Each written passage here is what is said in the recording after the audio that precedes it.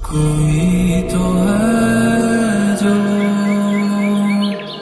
نظام ہستی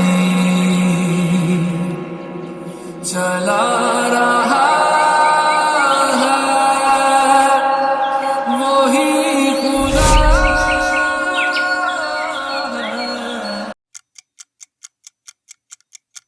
السلام علیکم ایوری ون، یہ ہے ہماری پلانٹ ارتھ، یہ ہمارا گھر ہے، یہ ہماری جائے پناہ ہے، اور اس کو ڈیزائن کیا گیا ہے انسان اور ایسی ہی اور مخلوقوں کے لیے۔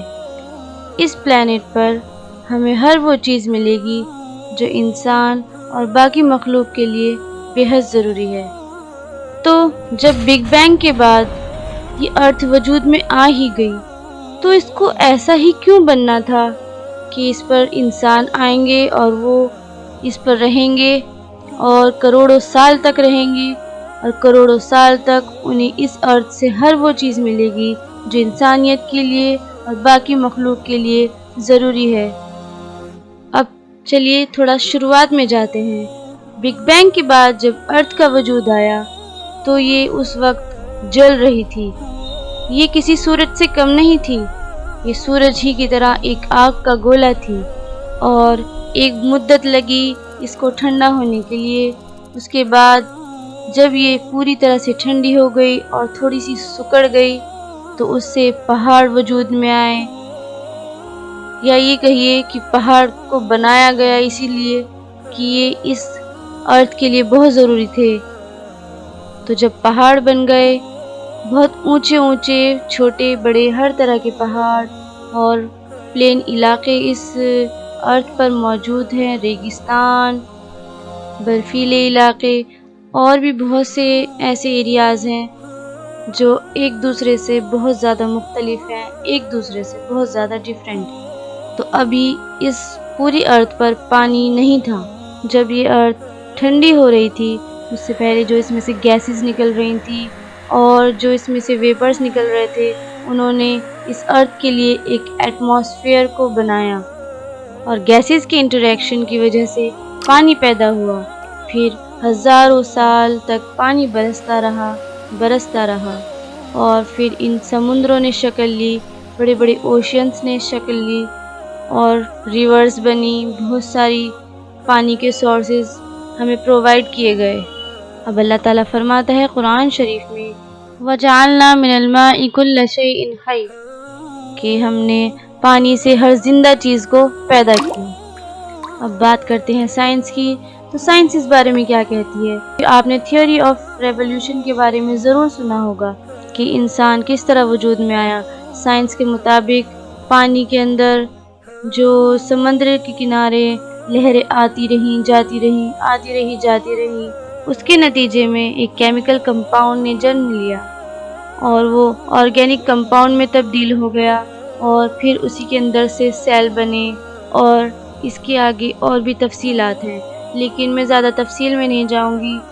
یہ ریولیوشن کے بارے میں انشاءاللہ ہم بعد میں گفتگو کریں گے، لیکن آپ یہاں پر سملیرٹی دیکھیے کہ قرآن نے کہا ہے کہ ہم نے ہر زندہ چیز کو پانی سے بنایا، اور سائنس بھی یہی کہتی ہے کہ جو یہ انسان کی تخلیق ہوئی ہے یہ پانی سے ہی ہوئی ہے جو سمندر کے کنارے پر ہوئی تھی۔ اب جب اس پوری ارتھ پر پانی ہی پانی تھا، کوئی زمین کا نام و نشان نظر نہیں آتا تھا، یہ ایک پانی کا گولا لگنے لگی، جیسے اس ارتھ پر پانی کی سوا اور کچھ نہ ہو۔ دھیرے دھیرے زمین نے جہاں تک ہو سکا پانی پیا، کیونکہ اللہ تعالیٰ نے اس زمین کے اندر اب پانی کو سٹور بھی کرنا تھا تاکہ آنے والی مخلوق اس سے فائدہ حاصل کر سکے۔ تو اب کچھ زمین ہو گئی جو نظر آنے لگی، اور پانی کا حصہ بھی نظر آنے لگا۔ جو سمندر میں تھا وہ کھارا پانی تھا، اس میں اللہ تعالیٰ نے دوسری مخلوقوں کو پیدا کرنا تھا، اور جو پانی اندر چلا گیا وہ بالکل فلٹر ہو کر میٹھا صاف پانی بن گیا۔ اور جو اس ارتھ پر پوری زمین کا ایریا تھا اس پر اللہ تعالیٰ نے پہاڑوں کو بنا رکھا تھا، کیونکہ اگر پہاڑ نہ ہوتے تو یہ زمین ڈگمگانے لگتی، اور اللہ تعالیٰ نے پہاڑوں کے ذریعے سے اس زمین کو سٹیبلائزنگ ایفیکٹ عطا کیا، اور جو اونچے اونچے پہاڑ تھے اللہ تعالیٰ نے ان کے اوپر برف کو برسایا اور وہیں پر جما دیا، اب یہ برف برسنے کا بھی اللہ تعالیٰ نے موسم مقرر کر دیا کہ وہ ایک ٹھنڈا موسم دے گا جس میں برف برسے گی۔ اللہ تعالیٰ نے اس ارتھ کو 23.5 ڈگری جھکا رکھا ہے، جس کی وجہ سے موسم تبدیل ہوتے ہیں۔ سردیوں کے موسم میں پہاڑی علاقوں پر برف برستی ہے اور گرمیوں میں وہ برف پانی کی شکل میں پہاڑوں سے بہتی ہوئی آتی ہے اور جو پلین علاقے ہوتے ہیں وہاں کے لوگوں کی ضروریات کو پورا کرتی ہے، اور جو باقی زمینیں جہاں تک پانی نہیں پہنچ پاتا اللہ تعالیٰ ان علاقوں تک وہ پانی پہنچا دیتا ہے، اور پھر ایک نیا موسم آتا ہے، پھر برف برستی ہے اور پہاڑوں پہ جم جاتی ہے۔ پھر گرمی میں اللہ تعالیٰ اسی طرح نظام کو چلاتا ہے۔ اسی طرح اللہ تعالیٰ نے زمین کے اوپر بھی میٹھا پانی بہایا اور زمین کے اندر بھی پانی کے بڑے بڑے سٹوریج بنا دیے۔ کون ہے جو اللہ تعالیٰ کے سوا اتنے بڑے نظام کو چلا پائے؟ بے شک یہ اللہ تعالیٰ کے سوا اور کوئی بھی نہیں کر سکتا۔ اگر ہم پانی کو سٹور کر کر بھی رکھیں تو وہ کچھ دن بعد خراب ہو جاتا ہے، لیکن یہ اللہ تعالیٰ کی قدرت ہے، یہ اللہ تعالیٰ کے کمالات ہیں جو اللہ تعالیٰ اپنے انسانوں کو دکھاتا رہتا ہے۔ اب پہاڑ تو وجود میں آ گئے، ندی نالے بھی وجود میں آ گئے، سمندر بھی وجود میں آ گئے۔ اب اللہ تعالیٰ نے اسی طرح سمندر کی مخلوق کو الگ پیدا کیا اور اسی طرح الگ الگ علاقوں میں الگ الگ طرح کی ہزاروں سینکڑوں مخلوق کو پیدا کر رکھا ہے، اور پوری دنیا میں اللہ تعالیٰ نے انسانوں کو پھیلا دیا ہے۔ وہ جہاں چاہتا ہے وہاں رہتا ہے اور وہیں کے ماحول میں ڈھل جاتا ہے۔ انسان تو خود کماتا ہے، محنت کرتا ہے، تب کھاتا ہے، لیکن یہ باقی مخلوق ہے، ان کو کون کھلاتا ہے؟ یہ کیا کرتی ہیں؟ یہ کس طرح سے اپنا نظام چلاتی ہیں؟ یہ کس طرح سے اپنا پیٹ پالتی ہیں؟ یہ تو ایک بہت بڑا سوال ہے، لیکن ان سب کو کھلانے کا پلانے کا بھی ذمہ اللہ تعالیٰ نے ہی اٹھا رکھا ہے، کیونکہ ان کے لیے بظاہر کوئی کمانے کھانے کا نظام نہیں ہوتا۔ اور اللہ تعالیٰ قرآن میں فرماتا ہے وَأَنبَتْنَا فِيهَا مِن كُلِّ شَيْءٍ مَوْزُونٍ، اور ہم نے زمین میں ہر چیز کو ایک اندازے کے مطابق پیدا کیا ہے، یعنی اللہ تعالیٰ نے اس دنیا میں جتنی بھی چیزیں بنائی ہیں وہ کسی نہ کسی حساب سے، کسی نہ کسی کیلکولیشن کو مد نظر رکھتے ہوئے بنائی ہیں۔ جیسے اللہ تعالیٰ نے سمندر کے اندر کچھ مچھلی ایسی ہیں کہ وہ سائز میں اتنی بڑی ہوتی ہیں کہ وہ ہزاروں کی تعداد میں انڈے دیتی ہیں، لیکن اس میں سے کچھ ہی انڈوں میں سے بچے نکل پاتے ہیں۔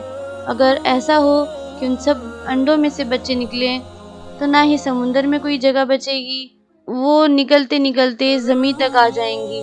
تو یہ اللہ تعالیٰ ہی کی تو کیلکولیشنز ہے جو اتنی ایگزیکٹ ہوتی ہیں۔ انسان جب کیلکولیشن کرتا ہے تو وہ بالکل ایسی ایگزیکٹ ہوتی ہے کہ انسان حیران رہ جاتے ہیں۔ تو سمندر کی مخلوق بنائی اور اس کے بعد زمین کی مخلوق بنائی۔ زمین کی مخلوق کے لیے اللہ تعالیٰ نے پیڑ پودے، غلے، اناج، ہر چیز زمین میں پیدا کی، اور جو زمین پر چڑیے ہیں، جتنے بھی جانور ہیں، ان کو بھی کون کھلاتا ہے؟ ان کو بھی اللہ تعالیٰ کھلاتا ہے۔ چڑیا جب صبح کو اپنے گھونسلے سے نکلتی ہے تو خالی پیٹ نکلتی ہے، اور جب شام کو واپس آتی ہے تو اس کا پیٹ بھرا ہوا ہوتا ہے، اور جو اس کے گھونسلوں میں بچے ہوتے ہیں اللہ تعالیٰ ان کی ماں باپ کے ذریعے سے بھی ان کو رزق وہیں پر پہنچا دیتا ہے۔ تو جہاں تک ہم اس یونیورس کو جانتے ہیں، اس آبزرویبل یونیورس میں سب سے حسین اور سب سے خوبصورت ہماری ارتھ ہی نظر آتی ہے۔ تو اب میں آپ سے ایک سوال پوچھنا چاہتی ہوں کہ یہ جو کچھ ہوا ہے، یہ پوری یونیورس بنی ہے، یہ ارتھ بنی ہے، باقی پلینٹس بنے ہیں، سورج چاند بنے، پہاڑ بنے ہیں اور ان پر برف جمی، ان پر سے پانی آیا، زمین میں سے پانی آیا، سمندر میں اللہ تعالیٰ نے نئی نئی مخلوق بنائی، اور زمین پر بھی اللہ تعالیٰ نے نئی نئی مخلوق بنائی۔ یہ سب کچھ خود بخود ہو گیا ہے، اور خود بخود اگر پیدا ہو بھی جاتا تو اس ارتھ کی ہر چیز اتنی زیادہ پرفیکٹ کیسے ہے؟ اور جس کو اللہ تعالیٰ نے پرفیکٹ بنایا ہے، یعنی انسان کو اشرف المخلوقات بنایا ہے، وہی پرفیکٹ انسان یہ کہہ دیتا ہے کہ یہ تو سب خود بخود ہو رہا ہے۔ مجھے تو ایسا لگتا ہے اس طرح کی سوچ رکھنے والے انسان ہیں جو یہ کہتے ہیں کہ یہ سب خود بخود ہو گیا ہے۔ ایسے انسانوں کو چھوڑ کر اس ارتھ پر ہر چیز پرفیکٹ ہے۔ اللہ تعالیٰ نے ہر چیز کو پرفیکٹ ہی نہیں بنایا، ساتھ ساتھ اس میں بہت زیادہ رنگ ڈالے، خوبصورتی پیدا کی، آسمان کو روشن بنایا، اور رات کو اس میں ستاروں کو مزین کیا، چاند کو مزین کیا، اور اللہ تعالیٰ نے اتنی خوبصورت چیز بنائی کہ انسان کی آنکھیں اس سے ٹھنڈی ہوتی ہیں۔ اسی طرح سے اللہ تعالیٰ نے ایٹماسفیئر بنایا، اس کی بھی بہت ساری لیئرز بنائی اور ہر گیسز کو الگ الگ لیئر پر رکھا۔ انسان کی جتنی زیادہ ضرورت کی چیزیں ہیں اسی حساب سے اللہ تعالیٰ نے اتنی زیادہ چیزیں بنائی ہیں۔ جیسے انسان کو سب سے زیادہ ضرورت ہے تو وہ ہے آکسیجن کی، تو اللہ تعالیٰ نے اس پر آکسیجن بھی پیدا کی اور آکسیجن کو تازہ رکھنے کے لیے ہرے بھرے پیڑ پودے اگائے جس سے تازی آکسیجن روزانہ پیدا ہوتی رہے۔ اور اسی طرح جو سب سے بڑی دوسری ضرورت ہے انسان کی وہ ہے پانی، وہ بھی اللہ تعالیٰ نے اس زمین پر ہر جگہ پہنچا رکھا ہے۔ جہاں جہاں پانی ہوتا ہے انسان وہیں پر بس جاتے ہیں اور وہ اپنی ضرورت کو پورا کرتے رہتے ہیں۔ لیکن یہ انسان تو اتنا بیوقوف ہے، اتنا زیادہ ناسمجھ ہے کہ یہ جو نظام اللہ تعالیٰ نے انسان کے لیے بنایا ہوا ہے یہ اسی کو ختم کرتا جا رہا ہے، اپنے مفاد کے لیے جہاں سے چاہتا ہے پیڑوں کو کاٹ دیتا ہے۔ تو کون ہے جو اس ارتھ پر ہو رہے ہر کام کو دیکھ رہا ہے اور اس کی حفاظت کر رہا ہے؟ بے شک اللہ تعالیٰ کے سوا ایسا کوئی بھی نہیں کر سکتا۔ آپ کو یہ ویڈیو کیسی لگی کمنٹ سیکشن میں ضرور بتائیے گا۔ وآخر دعوانا ان الحمدللہ رب العالمین۔